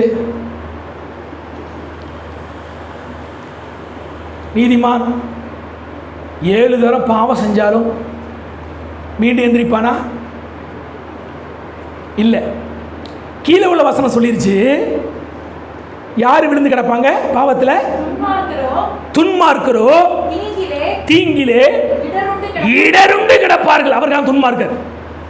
அப்போ ஒரு நீதிமானா இருந்தா கண்டிப்பா தப்பு செய்ய மாட்டான், அவன் மீண்டும் மீண்டும் விழவே மாட்டான். அப்போ 7 தரம், இந்த 7 தரங்கிறதுக்கு வார்த்தை என்ன தெரியுமா? 7 தரம் இல்லை, 7 தரம். 7 என்பது ஒரு பரிபூரணத்தின் சொல், புரியுதுங்களா? பைபிளில் பல இடங்களில் 7 7 7 வருமாறிங்களா? இது ஒரு பரிபூரணத்தை குறிக்கிற ஒரு சொல். 7 70 கூட இருக்கலாம், 7 லட்சமாக கூட இருக்கலாம், எவ்வளோ வேணாலும் இருக்கலாம். அப்போ இந்த அர்த்தத்தை நம்ம பார்க்கும்போது நீதிமான் 7000 தடவை விழுந்தாலும் எழுந்திருப்பான், 7000 தடவை பாவம் செஞ்சாலும் எழுந்திருப்பான் அப்படின்னு அர்த்தம் இல்லை. அப்போ ஒரு நீதிமான் என்ன செய்ய மாட்டான்? 7000 தடவைலாம் விழ மாட்டான். இப்போ நல்லா கவனிங்க, அடிக்கடி விழுந்து போகிறவன் நிச்சயமாக யாராக இருக்க முடியாது? பாவத்திலே விழுந்து போகிறவன் நீதிமானாகவே இருக்க முடியாது. அடிக்கடி ஒருத்தன் பாவத்தில் விழுகிறவனை நீங்கள் யாரும் நீதிமான் என்று என்ன செய்ய மாட்டீங்க, சொல்லவும் மாட்டீங்க. சார் ரொம்ப நீதிமான் சார், என்ன டெய்லியும் ஒரு 2 கட்டி பீடி குடிப்பார் சார், சும்மா 2 கட்டி பீடி. அவர் எப்படிப்பட்டவர்? ரொம்ப நல்லவர் சார். எப்பவுமே சரக்கு அடிக்க மாட்டார் சார், வாரத்தில் ஒரு 2 நாள் ரொம்ப நல்லவர் சார், அவர் ரொம்ப நல்லவர். என்னைக்காவது மாதத்தில் ஒரு டைம் ஒரு 4 டைம் தப்பு செய்வார் சார். அந்த மனுஷன் நம்ம நல்லவன் சொல்லுவோமோ?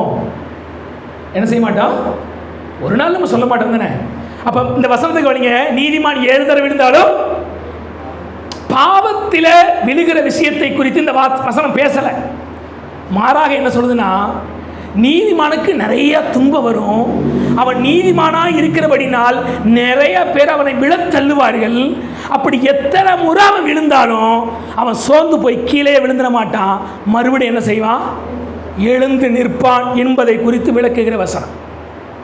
நான் சொல்ல வரது உங்களுக்கு புரியுதுங்களா?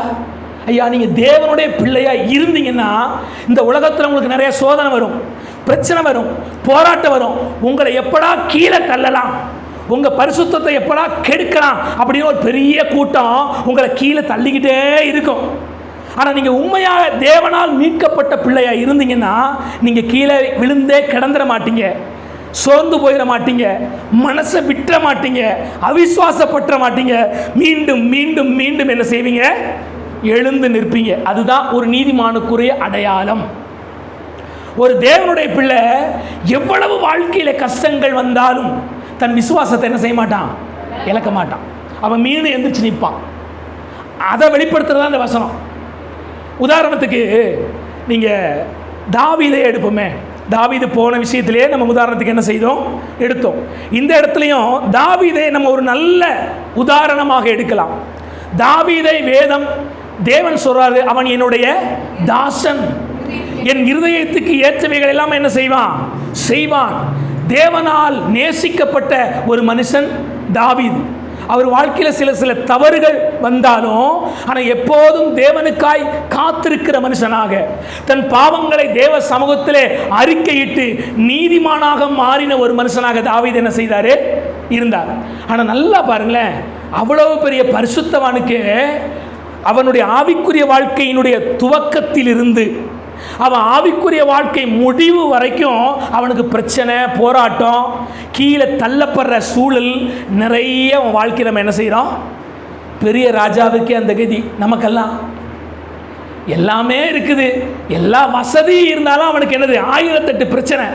உங்களுக்கு எனக்கும் அவ்வளவு வசதிகள் இல்லை, ஆனால் நம்ம வாழ்க்கையில் என்னதான் இருக்குது? அதனால தான் வேதம் சொல்லுது, அன்றியும் தேவபக்தியாய் நடக்க மனதாய் இருக்கிற யாவரும் துன்ப. பைபிளில் தான் வசனம் இருக்கு. இயேசுநாதரை தேடி வந்துட்டீங்கன்னா உங்களுக்கு துன்பமே இல்லை. அப்படி மேஜிக் மாதிரி உங்கள் 2 கோடி ரூபா கடன் மறைஞ்சிரும். அப்படியே ஜீ பூம்பா அப்படின்னு சொன்னோன்னா உங்கள் பிரச்சனையெல்லாம் காணாமல் போயிடும். இல்லையா? இல்லை. ஜீ பூம்பான்னு காணாமல் போகிறதெல்லாம் இந்த உலகம், பாவம், அது உங்கள் வாழ்க்கையிலேருந்து எடுபடும். ஆனால் நிச்சயமாக இந்த உலகத்தில் நீங்கள் நீதிமானாக தேவனுடைய பிள்ளையாக இருந்தீங்கன்னா நிறைய பிரச்சனை, போராட்டம், உங்களை கீழே தள்ளுற ஒரு கூட்டம் இந்த உலகத்தில் இருந்து கொண்டே இருக்கும். அது கடைசி வரைக்குமே இருக்கும். நீங்கள் தாவீதை பாருங்களேன், ஆவிக்குரிய வாழ்க்கையினுடைய ஆரம்பம். அவனுடைய சகோதரர்கள் எல்லாரும் அவனை எப்படி பார்த்தாங்க? தாவீதை எல்லாரும் கீழே தள்ளி தான் பார்த்தாங்க. அவனை ஒரு மனுஷனாக கூட பார்க்கல. இவெல்லாம் பயந்துகிட்டு இருக்கிறான் கோலியாத்தை பார்த்து. யாரு? தாவீதினுடைய சகோதரர்கள். எலியாப் எல்லாம் படை வீரர்களாக இருக்கிறாங்க. இவங்க தாவீது வந்து அங்கே நான் போய் அவங்களோட சண்டை போடுறேன்னு சொல்லும் போது அற்பமாக பார்க்குறாங்க. வீரனெல்லாம் கோலையாக ஒதுங்கி கிடக்கிறான். சவுல் ராஜாவே பம்மிக்கிட்டு இருக்கிறாரு. இத்தான் நன்றியா இருக்கிறானே, இவங்கிட்ட போய் நம்ம பிறா சண்டை பிடிக்கிறது, ஒரு கொசு மாதிரி நம்ம நசுக்கிடுவான் அப்படின்னு எல்லாம் பயந்துட்டு இருக்கிறான். சின்னோண்டு பையன் தாவீது, ஏறத்தாழ அவனுக்கு ஒரு 16 to 19 வயசு தான் இருக்குன்னு சொல்கிறாங்க. சின்ன பையன். அவன் போய் நிற்கிறான், நான் கோலியாத்தை போய் என்ன செய்ய போகிறேன்? ஜெயிக்க போகிறேன். அவன் எனக்கு ஒரு நாய்க்குட்டிக்கு சமானம். நான் ஆடு மேய்க்கும் போது சிங்கத்தையும் கரடியுமே ஆண்டவருடைய வல்லமையால் ஜெயிச்சிருக்கிறேன். இவன் நாய், இவனை என்னால் ஜெயிக்க முடியாதா அப்படின்னு போய் நிற்கிறாரு. எல்லா சகோதரர்களும் இவனை எப்படி பார்க்குறாங்க? கீழே தள்ளுறாங்க, ஏளனமாக பார்த்தாங்க. எவ்வளோ பெரிய அவமானம் யோசிச்சு பாருங்களேன். நம்ம சகோதரர்கள் நம்மளை இழிவாக பார்க்கும்போது நமக்கு என்ன வருது? பயங்கர வலி, வேதனை, என்னை இப்படி அற்பமாக பார்க்குறாங்களேன்னு. ஆனால் தாவீதுடைய வாழ்க்கையில் பாருங்கள், சகோதரர்கள் எப்படி நினைக்கிறாங்க? ரொம்ப தாழ்த்தி பார்க்குறாங்க. சரி, அப்பாவாவது சிலலாம் சொல்லுங்க, இந்த பெத்த அந்த மனசு இருக்குதுல்ல, அதுவாவது பிள்ளைய ரொம்ப நேசிக்கணும்ல. இப்போ ஆண்டவர் ஈசாயினுடைய பிள்ளைகளில் ஒருத்தர் ராஜாவாக தேர்ந்தெடுக்கணும் ஆண்டவர் பிரியப்பட்டார். சாமுவேல் வந்து ஈசாயினுடைய வீட்டுக்கு வருகிறார். உன்னுடைய பிள்ளைகளிலே ஒருவனை நான் என்ன செய்ய போகிறேன்? ராஜாவா அபிஷேகிக்க போகிறேன். ரொம்ப நல்லது. ஈசாய்க்கு ரொம்ப சந்தோஷம். என் பிள்ளையில ஒருத்தர் ராஜாவா, பெரிய பாக்கியம். கொண்டா ஒவ்வொரு பிள்ளையாக போகிறான். இவனா இருக்குமா, அவனா இருக்குமா, இவன் ராஜாவா இருக்குமா, அவன் ராஜாவுமா, 7 பேர்த்தையும் அனுப்பிட்டான். இவர் பாட்டுக்கு பையன், அப்பா என்ன செய்கிறாரு? அவ்வளோதான் அப்படிங்கிற மாதிரி நிற்கிறாரு. இப்படி இன்னொரு பையன் இருக்கிறதே யாரு? அப்பா மறந்துட்டாரு. யோசிச்சு பாருங்களேன் தாவீதினுடைய நிலைமைய. அங்கே வசனம் சூப்பராக இருக்கும். சாமுவேல் கூப்பிட்டு கேட்குறாரு, ஈசாயே உன்னுடைய மகன்கள் இவ்வளவு தானா? ஏற்கனவே 7 பேர் போயிருக்கான். ஏன்னா அன்னைக்கெல்லாம் சாதாரண 15-20 வரைக்கும் போகும் பிள்ளையெல்லாம். இன்றைக்கி 2 வச்சுட்டோம்னால சமாளிக்க முடியல. அன்னைக்கு 15 பிள்ளை 20 பிள்ளைய ஒவ்வொருத்தரும் பெற்று வச்சுருந்துருக்காங்க. யோசிச்சு பாருங்க, அவ்வளோ பெரிய பலசாலிகளாகவும் பெண்கள் இருந்திருக்கிறாங்க பாருங்க. அப்போ 7 கடந்து போன பிறகும் இன்னொரு பையன் இருக்கிறதாக ஒரு நினப்பு கூட யாருக்கு இல்லை? அப்பாவுக்கு இல்லை. இவர் கேட்குறாரு, சாமுவேல் கேட்குறாரு, இவ்வளவுதான் அவன் பிள்ளையா? வேற யாரும் இல்லையாடா? அப்போ சொல்கிறாரு, ஆமாம் ஒருத்தர் இருக்கிறான். அப்போ தான் அவருக்கு ஞாபகம் வருது, ஒருத்தர் இருக்கிறான், அவன் ஆடுகள் நிலையை மேய்ச்சிக்கிட்டு வனாந்தரத்தில் இருக்கிறான். சரி, அவனை சீக்கிரமாய் அழைத்து வா. ஆள் விட்டு அனுப்பி வந்ததுக்கப்புறம் ஆன சொல்கிறாரு, இவனே நான் தெரிந்து கொண்டவன், அபிஷேகம் என்றார். யோசிச்சு பாருங்க, தாவீதினுடைய வாழ்க்கையில் தன் சகோதரர்கள் அவனை என்ன செஞ்சிட்டாங்க? பெருசாக மதிக்கலை. அப்பா பெருசாக மதிக்கலை. சரி, அதுக்கப்புறமா முடிஞ்சிச்சா? யோசிச்சு பாருங்க. மாமனார் மதிச்சாரா அவரை? நாயை துரத்துற மாதிரி தாவீதை என்ன செய்கிறாரு? அவர் அப்படி வேதனைப்படுறாரு. ஒரு வாழ்க்கையில் ஒரு பரிசுத்தமானவனுக்கு, தேவனால் தெரிந்து கொடுக்கப்பட்ட ஒரு மனிதனுக்கு நடக்கிற சூழ்நிலையை பாருங்களேன். இன்றைக்கெல்லாம் நம்ம அந்த அளவுக்கு தாவீதை போல ஒரு உபத்திரவம் நம்ம வாழ்க்கையில் வருதா அப்படின்னா இல்லை. ஆனால் தாவீது பாருங்களேன், என்ன உபத்திரவம் வந்தாலும் கர்த்தர் எனக்கு முன்பாக நான் என்ன செய்கிறேன்? வைத்திருக்கிறேன், நான் அசைக்கப்படுவதில்லைன்னு ஓடி இருக்கிறார். நம்மெல்லாம் அந்த மாதிரி சொல்லுவோமா? மாமனார் மதிக்கலை. அவர் வீர தீர செயலை பார்த்து பொண்ணை கட்டி கொடுக்குறாரு. யார் அந்த அம்மா? மீகா. சரி, தம் மனைவியாவது புருஷனாகிய தாவீதை மதிச்சாலா? ஆண்டவர் மேல வைராக்கியம் எடுத்து அவர் ஆடி பாடி வரும் பொழுது தன்னுடைய புருஷனை, அதுவும் அந்த தேசத்தினுடைய ராஜாவா இருக்கிறவரை அற்பமா என்ன செய்யறா? தன்னுடைய மனைவி அற்பமா நான் பார்க்குறான்.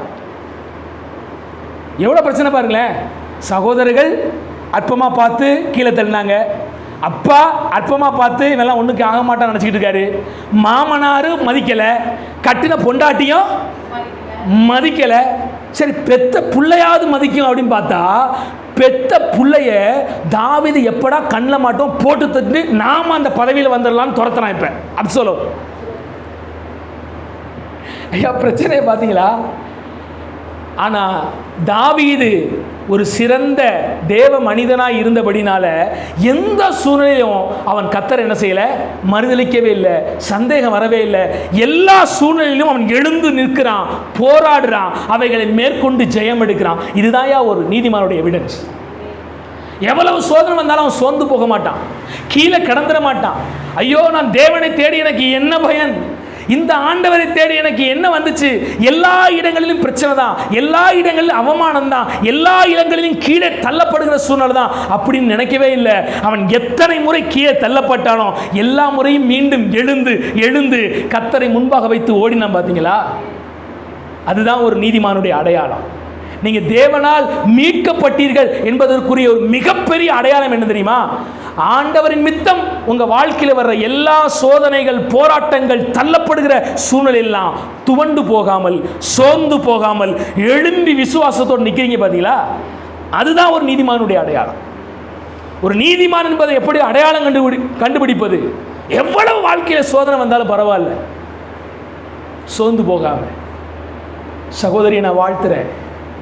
இந்த குடும்பத்தில் எவ்வளோ பெரிய பிரச்சனை, உலகத்தில் இந்த மாதிரி ஒரு பிரச்சனை உள்ள குடும்பம் இருந்துச்சுன்னா அது ஒரு நாள் ஆண்டவரை தேடுவதற்கு அது அந்த பிரச்சனையை பார்க்கிற எந்த ஒரு இருதயமும் தோணாது. ஆனால் கர்த்தருக்காக வாழும்படி ஆண்டவர் பலன் கொடுத்திருக்கிறார். என்ன வாழ்க்கையில் பிரச்சனை வந்தா என்னையா, குடும்பத்தில் என்ன சூழ்நிலை வந்தா என்ன, எதுவுமே இல்லாமல் போனாலும் என்ன, கர்த்தர் கூட இருக்கிறார். நான் வாழும் வரைக்கும் கர்த்தருக்காக எதையாவது செய்வேன். அதுதான் ரட்சிக்கப்பட்டவருடைய அடையாளம். அல்லேலூயா. நீங்கள் எப்படி இருக்கிறீங்க? ஸ்கூலில் மார்க் கம்மியாக வந்துருச்சுன்னா கூட இன்றைக்கி சில குழந்தைகள்லாம் எடுக்கிற முடிவை பாருங்களேன், உடனே விழுந்து போயிடுறாங்க. என்னையா, ஒரு அப்பா அம்மா திட்டினா, ஏன் அப்பா அம்மா நம்மளை நேசிக்கிறனால தானே திட்டுறாங்க. அவங்களுடைய திட்டலை கூட இன்றைக்கி சில பிள்ளைகள் பொறுத்து கொள்றதில்ல, விழுந்து போயிடுறாங்க.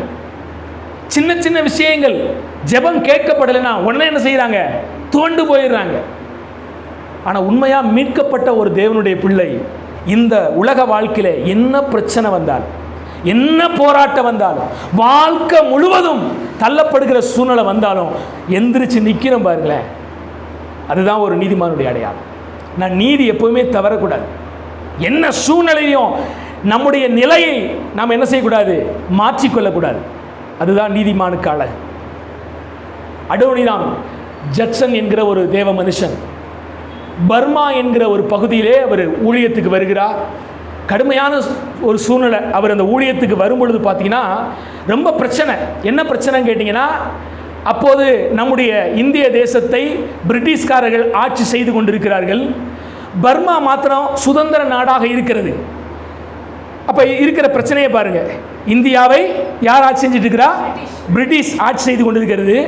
பர்மா என்கிற அந்த ஒரு நாடு மட்டும் நல்ல சுதந்திரமாக கொஞ்சம் இருக்குது. அந்த சூழ்நிலையிலே அந்த பர்மாவுக்கு அடோனிராம் ஜட்சன் என்கிற ஒரு தேவ மனுஷன் ஊழியத்துக்காக போகிறார். என்ன எண்ணத்தோடு போயிருப்பாரு? கையை நீட்டின உடனே ஆண்டவர் அற்புதம் செய்யணும், தன் வல்லமையை என் மூலியமாக ஆண்டவர் பராக்கிரமமாக வெளிப்படுத்த வேண்டும், கட்டுகளை உடைக்க வேண்டும். அப்படிலாம் இன்னைக்கு நிறைய ஊழியர்கள் ஆசைப்படுவாங்க. எல்லாருக்கும் ஆசை தான். என்ன நம்மளை கொண்டு ஆண்டவர் அப்படி செஞ்சார்னா இன்னும் துக்கப்படவா போகிறோம்? ஆசைப்பட தான் போகிறோம். ஆனால் கர்த்தருக்கு சித்தமானது நம்ம வாழ்க்கையில் நடக்கணும், நம்ம ஒப்புக் கொடுக்கணும், அவ்வளோதான். இல்லாத ஒன்றை இருப்பதை போல நாம் நினைத்து கொண்டு செயல்படுவது இல்லை. அடோனிராம் ஜட்சனும் கர்த்தருடைய பாதத்தில் ஒப்பு கொடுத்து அங்கே ஊழியத்துக்கு போகிறாரு. நல்லா கவனிங்க, ஊழியத்துக்கு போன மனுஷன் அவருடைய மனைவியை இழக்கிறார். அந்த நாட்களெல்லாம் காய்ச்சலில் மரித்தவர்கள் ஆயிரக்கணக்கான பேர். அன்னைக்கு காய்ச்சலுக்கு மருந்து கண்டுபிடிக்கப்படலை. இன்றைக்கி நம்ம காய்ச்சல் வந்துச்சுன்னா உடனே பாராசிட்டமால் எடுத்து என்ன செய்கிறோம், போடுறோம், காய்ச்சல் சுகமாகுது. மேற்கொண்டு சிவியராக இருந்தால் இன்றைக்கி நல்ல மருத்துவ வசதிகள் உள்ளது. அன்றைக்கி அதெல்லாம் இல்லை, மரித்து போகிறாங்க. 2 பிள்ளை, யோசிச்சு பாருங்களேன், 2 பிள்ளைவே செத்து போகிறாங்க. அடோனிராம் ஜட்சன் ஊழியத்துக்கு வந்த சில வருஷங்கள்லேயே தன் மனைவி பலியாகிறாங்க, 2 பிள்ளையும் பலியாகிறாங்க. வாழ்க்கை எப்படி இருக்குன்னு யோசிச்சு பாருங்களேன். இந்த இயேசுவை நம்பி வந்த இந்த பர்மாவினுடைய மக்கள் இந்த ஜீவனுள்ள தேவனை சந்திக்க வேண்டும், கண்டுகொள்ள வேண்டும் என்கிற அந்த அழைப்பை பெற்று வந்த இடத்துல என் மனைவி போயிட்டாங்க, என் பிள்ளை 2 போயிடுச்சு, நான் அனாதையாக்கப்பட்டேன். அது மட்டுமா நடந்துச்சு?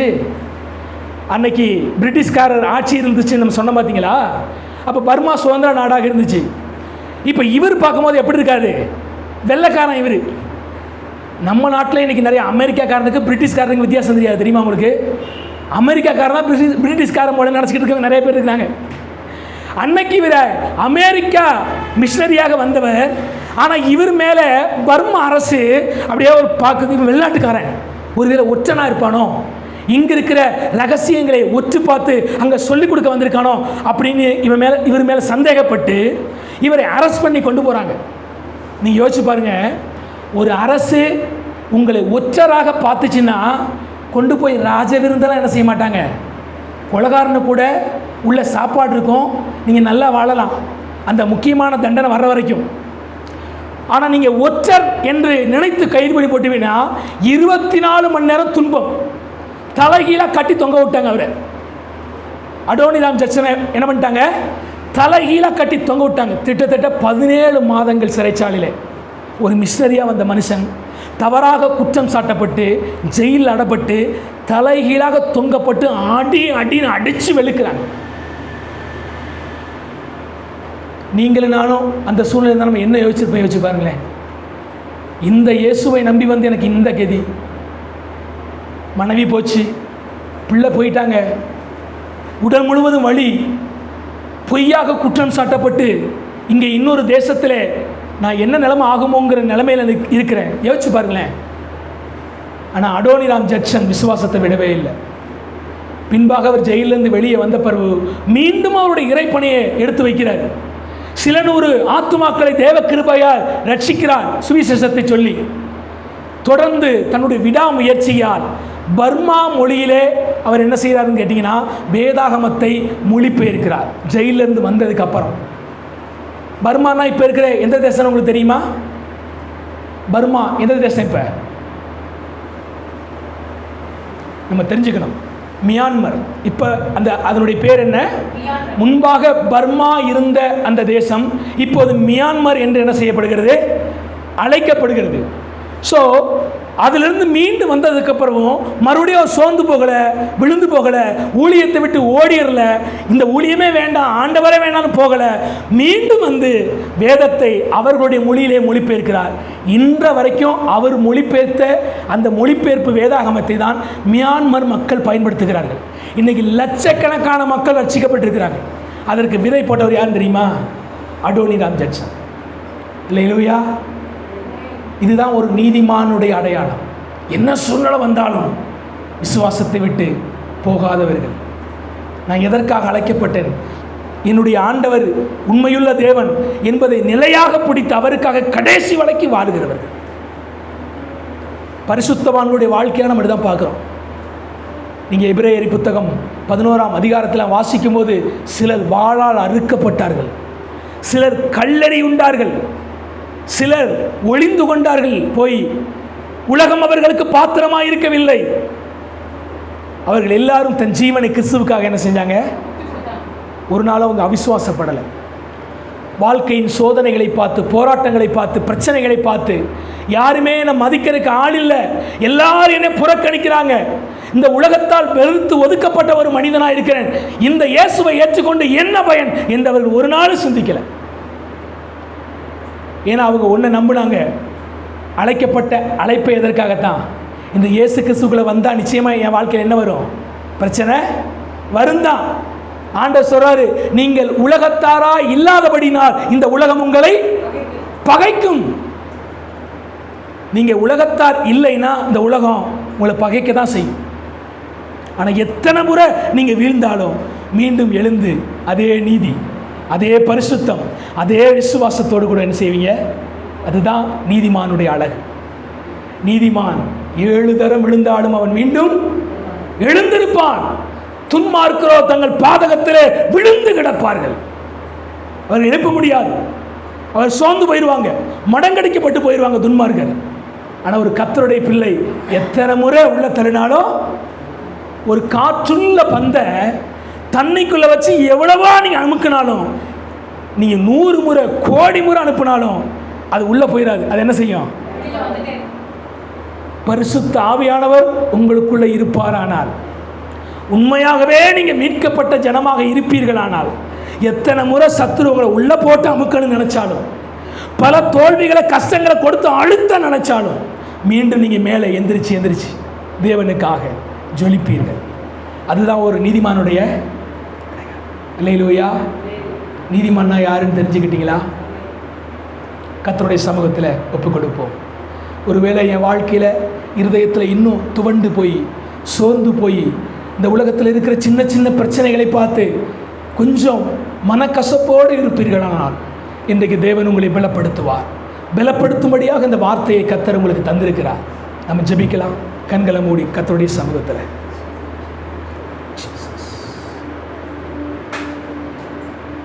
உண்மையாக ஒப்பு கொடுப்போமா?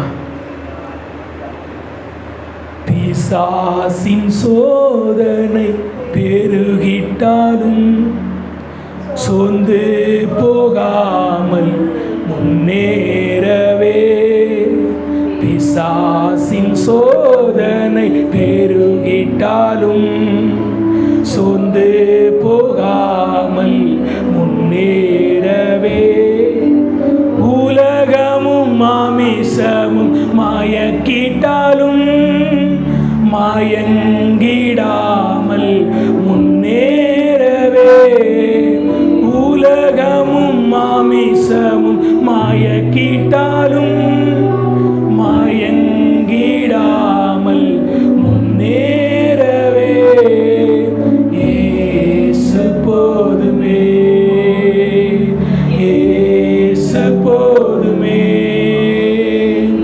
எந்த நாடிலுமே என் நீலையிலுமே எந்த வாழ்வினிலே இயேசு போதுமே.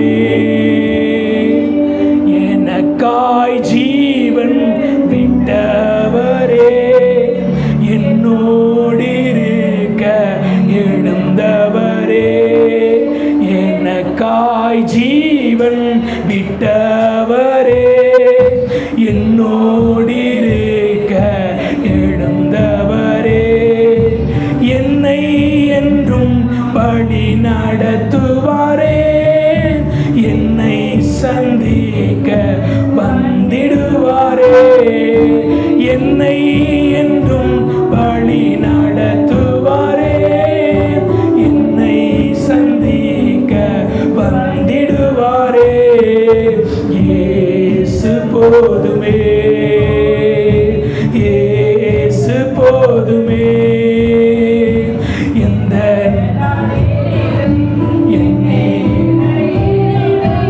எந்த வாழ்வினிலே இயேசு போதுமே. ஜெபிப்போம். அன்பின் நல்ல ஆண்டவரே, நன்றியோடு துதிக்கிறோம், ஸ்தோத்தரிக்கிறப்பா. இந்த ஆசீர்வதிக்கப்பட்ட நாளும் வார்த்தைகளை தியானிக்க நாங்கள் சபையாராய் ஒன்று கூடி நாங்கள் ஐக்கியப்பட, அன்பிலே வேரூன்றி கட்டப்பட, இன்னும் நாங்கள் நற்கிரியைகளுக்கு ஏவப்படும்படி எங்கள் சகோதரர்களோடு நாங்கள் ஒருமித்து கூட தேவன் எங்களுக்கு பாராட்டி இருக்கிற இந்த இரக்கத்திற்காக ஸ்தோத்திரம் ஐயா. இன்றைக்கு உடைய வார்த்தைகளை கற்றுக்கொண்ட ஒவ்வொரு பிள்ளைகளும் நீதிமானாக, வெளிச்சத்தின் பிள்ளைகளாக, எந்த சூழ்நிலையிலும் எந்த போராட்டத்திலும் சத்துரு எத்தனை முறை கீழே விட தள்ளினாலும் மீண்டும் தேவனுக்காய் எழுந்து நின்று பரிசுத்தத்திலே, புத்தியுள்ள வாழ்க்கையிலே, நற்கிரியையிலே தொடர்ந்து முன்னேறி செல்ல உம்முடைய பிள்ளைகளுக்கு உதவி செய்யுங்க. வேதத்திலே பார்க்கிற பரிசுத்தவான்களை பார்த்து நாங்கள் புலகாயுதம் அடைந்து விடாதபடி, அதிலே திருப்தி அடைந்து விடாதபடி, நாங்கள் மற்றவர்களுக்கு ஒரு நல்ல தாக்கத்தை உண்டாக்கும்படி, நாங்களும் ஒரு பரிசுத்தம் உள்ளவர்களாக வாழ நீர் எங்களுக்கு உதவி செய்யுங்க. எங்களை பார்க்கிற பின் சந்ததி எங்கள் நிமித்தம் அவர்கள் கவரப்பட்டு எங்களுடைய ஆவிக்குரிய வாழ்க்கையை பார்த்து அவர்கள் உற்சாகம் அடைந்து தொடர்ந்து விசுவாசத்தில் நிலைத்து ஓட, சகலவிதமான உபத்திரவத்தின் மத்தியிலும் கர்த்தருக்காக நிற்கத்தக்கதாக தெய்வம் உதவி செய்யுங்கப்பா. இன்னைக்கு இந்த வார்த்தைகளை கேட்டு முடிய பிள்ளைகள் யாவரையும் அப்படிப்பட்ட உயரிய உன்னத விசுவாசத்திலே நீ ஊன்ற கட்டுங்கப்பா. எத்தனை சோதனைகள் போராட்டங்கள் வந்தாலும் கிறிஸ்துவுக்காக எழுந்து நிற்கத்தக்கதாய், ஒருபோதும் சோர்ந்து முடங்கி போய்விடாதபடி கர்த்தர் பலப்படுத்தி அருளும்படி நான் ஜெபிக்கிறேன். புதிதாக வந்த ஒவ்வொரு பிள்ளைகளையும் ஆசீர்வதிங்க. தொடர்ந்து இந்த சபை ஐக்கியத்திலே அவர் நிலை கொண்டு வேத வார்த்தைகளை கற்றுக்கொண்டு பக்தி விருத்தி அடைய, பரிசுத்தத்தில் மேன்மை அடைய, உம்முடைய வருகைக்கு ஆயத்தமாக கர்த்தர் உதவி செய்யும்படி நான் ஜெபிக்கிறேன். கர்த்தர் அப்படி செய்கிற தயவுக்காகவும் நன்றியோடு துதிக்கிறேன். எங்கள் ஆண்டவரும் அருமை இரட்சகர் மீட்பரும் ஆகிய இயேசு கிறிஸ்துவின் நாமத்திலே நாங்கள் ஜெபிக்கிறோம் எங்கள் நல்ல தகப்பனே. சேர்ந்து சொல்லுவோம். என் ஆத்துமாவே கர்த்தரை ஸ்தோத்திரி, என் முழு உள்ளமே பரிசுத்த நாமத்தை ஸ்தோத்திரி. என் ஆத்துமாவே கர்த்தரை ஸ்தோத்திரி, அவர் செய்த சகல உபகாரங்களையும் மறவாதே.